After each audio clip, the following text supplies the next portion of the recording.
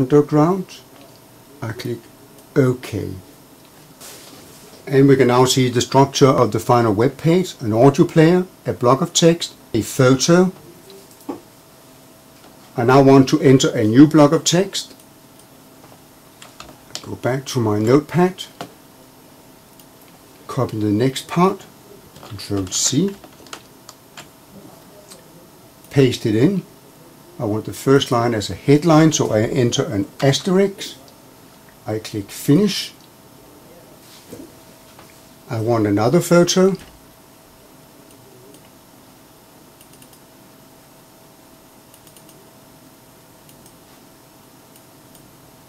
I'll put in one more text block.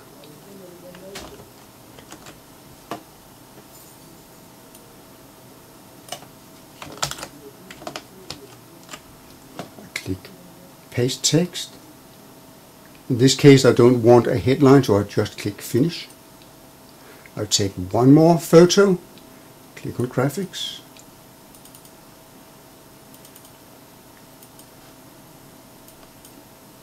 I'll take one more text block.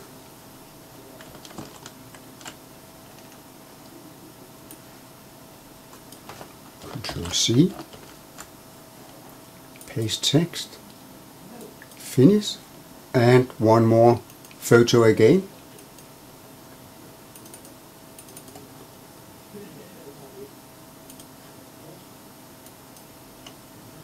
And a final block of text.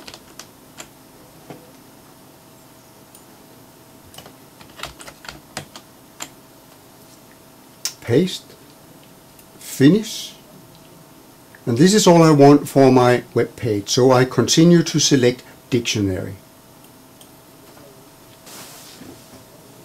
To select the dictionary, I choose the language of the text. The text was in English, so I click on the line called English,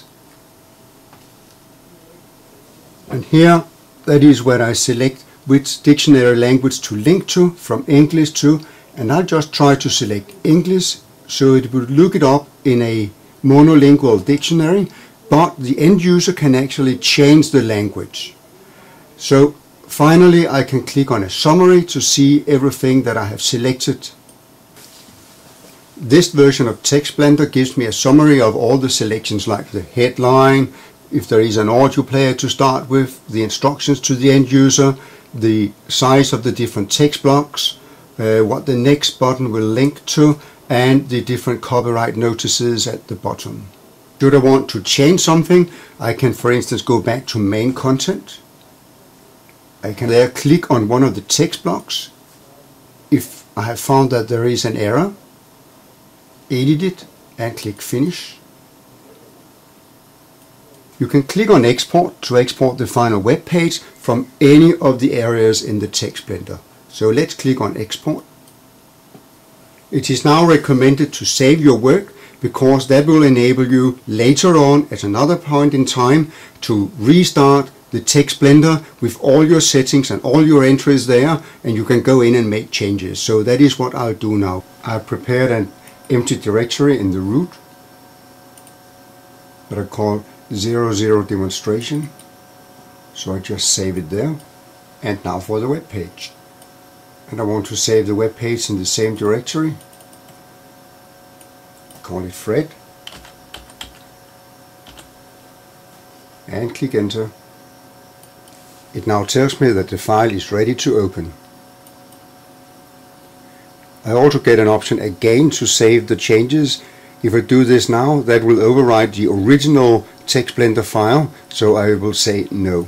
Copy the audio file and the photos that I use, and I click on the Fred HTML. Because this is a local file, I have to permit it to run the active content, to allow to block content. Yes. An overview and brief history of the tube. It's old. End of story. Okay. No. You can now click on a word. Let's click on a word treat and look it up in an English to English dictionary, which is the one that I selected. If an end user is not satisfied with the selection of dictionary from English to English, the target language can be changed. For instance, if I want it in Danish, and I then click Go, and the word is then looked up in an English to Danish dictionary. Should I want to make changes, I can go back to my TextBlender, to the main content for instance. I can change the first text, delete it, finish, and then export the web page again. Export web page, give it the same name. Yep. To see the change, I need to refresh the web page. Refresh. An overview and brief history of the tube. And the first part of the text has now disappeared.